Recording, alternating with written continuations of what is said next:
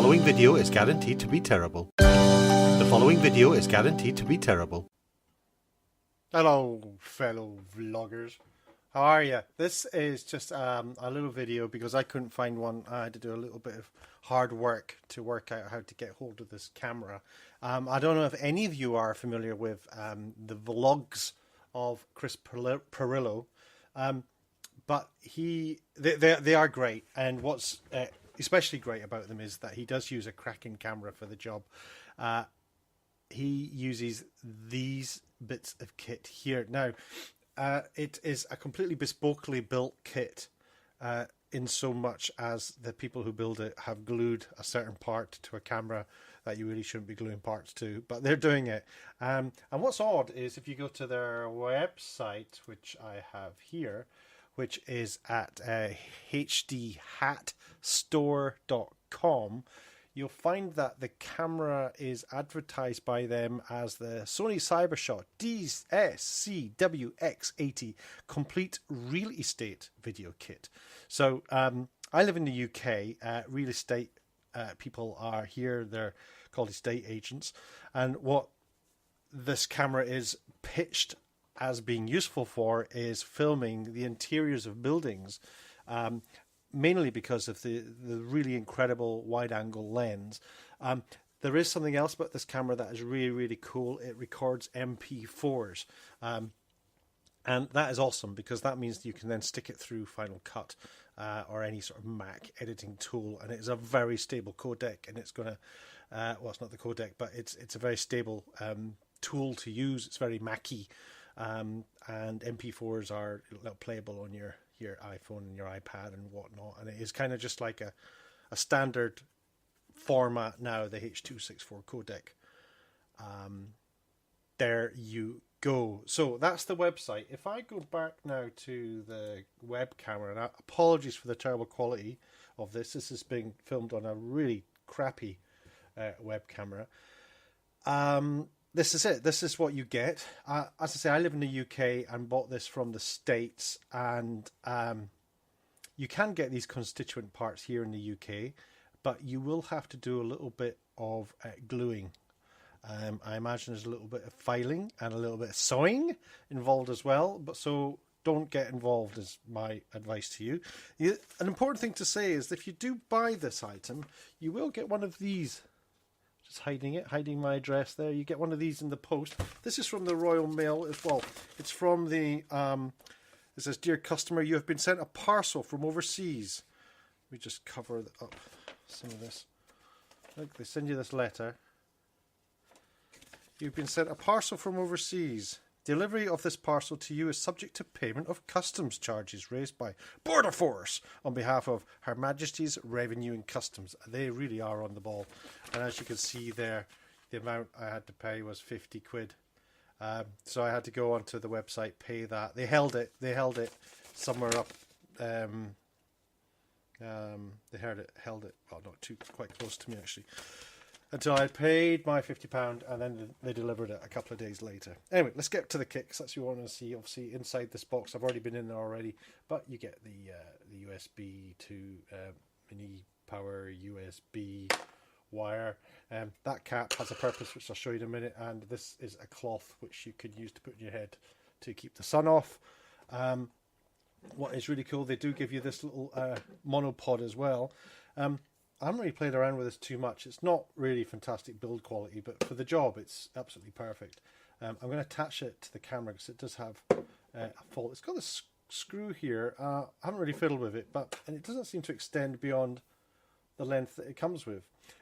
I use this camera's obviously. I'm talking about it because I'm suggesting this as a vlogging camera. This is the camera used by Chris Perillo.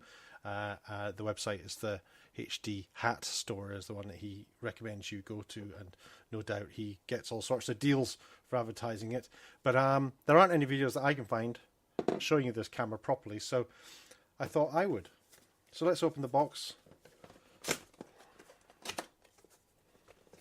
and see what's inside. And hardly surprisingly, there's a camera inside here,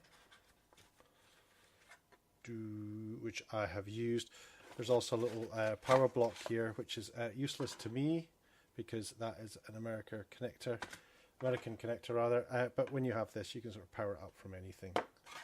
Who hasn't got the little mini USB chargers anyway? So there's the box. I'm not going to go through what it says in the box. You can have a little pause the video and have a look at that yourself. I'll show you some show the writing. Feel free to pause the video and read this until your heart's content. Enjoy reading that, and have a look at the camera. Now, the thing that I found really surprising is how blooming tiny it is. It really is small, and you'll notice that it does have this big ring stuck to it. This ring has been stuck on there. You can see, but if I just turn it around, sorry, but it's all a bit dirty and fingerprinted. You can see the silver of it. It does look like that's been sawn to me. There's somebody's actually cut down the length of that. And that's a 52 to 55 millimeter converter. I'll explain why that is there in a minute. When you switch the camera on, it does that. So if I'm going to stick a wide angle lens on there, that's going to hit it. So they have thought of that, or it's just a coincidence, but it does work. Let's put that aside and just talk about the lens for a second. This is a wide angle lens. The truth is there are actually three constituent parts to this. So it's not just the lens in here. They've actually added a couple of converters actually. So when you open this, you get a nasty little plasticky pouch with Vivitar on. Now I know from my stills photography, amateur stills photography days, that Vivitar are not renowned for making very good lenses. But having used this camera, I am absolutely delighted with it. It's perfect for vlogging. It is a big lens, though, to put on such a small camera. There you go. That's what the lens looks like. It comes with its own cap. You got this elastic band. You get the cap with it, and it's got a rubber band that will go around the lens to protect it. There's the lens itself, and you can see there's a big hole in there. Quite a lot of space in there.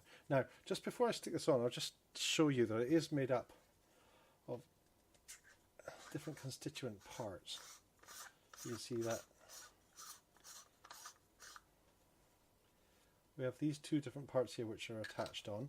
This is a 52 to 72 K and F concept 52 to 72. You can see that there. Sorry, it's a web camera, so it's really bad quality, but that says K and F concept 52mm to 72. This here is this is the wide angle lens that comes with the box. Vivitar HD4 MCAF high definition 0.43x wide angle converter. I'm bored. I'm not reading any more from what it says around the edge of that lens because that is just too tedious. So let me just try and stick these two back together. And that was embarrassing. Hold on, what am I doing here?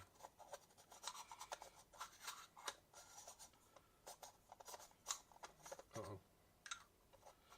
I've broken it forever. I'm going to do this off camera, 1 second.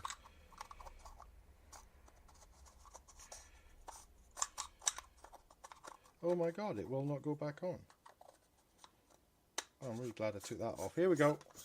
Did it! But there's also worth noting, I think it's glued on there, but there is another little converter down there. That's the 55 to 57 millimeter. Yeah, 'cause that's a 52, so it's all a little bit confusing. So that is there, and then the converter that's on the camera is you can see it there. Ooh, come on, focus. Put it there. 52. Oh, it's a rubbish web camera. 52 to 55 millimeter. That says. I don't see any branding on that little converter at all. There's a little hole drilled in the top part. I'm going to put it here. I tend to focus here. There's a little hole drilled in there. Obviously, some sort of sensor or something. So this all goes on thus. Now, if you bear in mind that this is all just glued on to the body of this little Sony camera, it is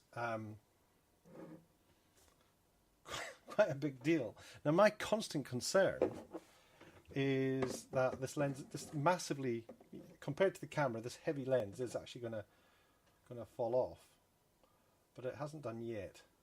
Now, this here I do have a problem with actually, because I'm convinced it's going to break the camera. On the bottom here, that's a little HDMI socket. This is the battery compartment, which also is the same compartment for the SD card. If I just screw this monopod onto here, oh, I am having no luck with threads today. I suppose it's because I'm trying to do it on camera. Oh, you imbecile. Right, start again.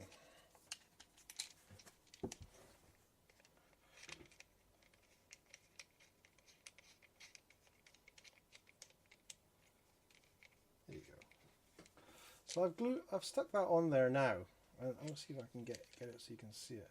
It's quite hard to see, but do you see how it's kind of catching on the bit of the let me move it further back. It's catching on the bit of the lens, and it's not really sitting flat on the bottom of the camera, and that bugs me, because that, if I try and tighten that, that's going to start pushing that lens, and it's quite a lot of force there. That's going to push the lens and maybe pop it off the camera. So I'm not crazy keen on this, although I'm sure it's not that difficult to stick the thing back together again. Anyway, here's the camera itself. This video's gone on a little bit long now, so I won't take too much. Won't take much more time. The camera itself has a massive screen on the back, which I'm really happy with. You power it up, and you are literally just press record here. You switch it to video. You got 3 settings. So you got stills, camera. It's hard to see, but if I put my keyboard there, you can get an idea of how wide it goes. Does that give you an idea? Let's put it to video again. I mean, it's quite impressive. Look, it's got the whole keyboard in there.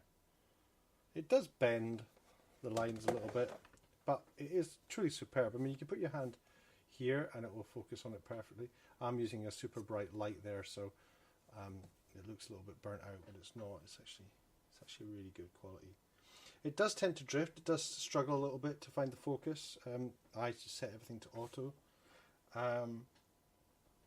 You've basically got a menu setting in here. You can sort of flick through a few things. I'm not going to go through the entire menu.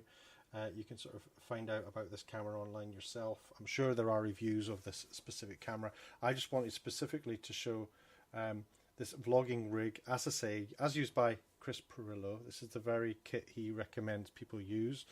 Oh, he doesn't do that, to be fair to him. He just says this is what he uses.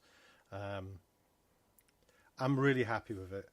I think it's superb, and it's inspired me to get vlogging quite thoroughly. So I hope you found that kind of interesting. I wish this video existed when I was looking for this camera, because I was never really sure. I was trying to work out, well, maybe I can build that myself. I'm glad I haven't now. It didn't take too long to get delivered from the States. That's it. And when you kind of use this, by the way, you do tend to hold on to the lens more than the camera. You sort of tend to just do that. Hello, here I am vlogging. Look at me vlogging, talking about nothing. Alright, that's the end of this video essentially. Hope you enjoyed it. Please feel free to subscribe, like, and share this. You can find me on Twitter. I'm Fluctibus Flood. No, it's not. I'm not. I'm Fluctibus Flood. At Fluctibus Flood on Twitter. Give me a shout. Say hello. Enjoy. Ask me any questions you like. And I'll talk more about it.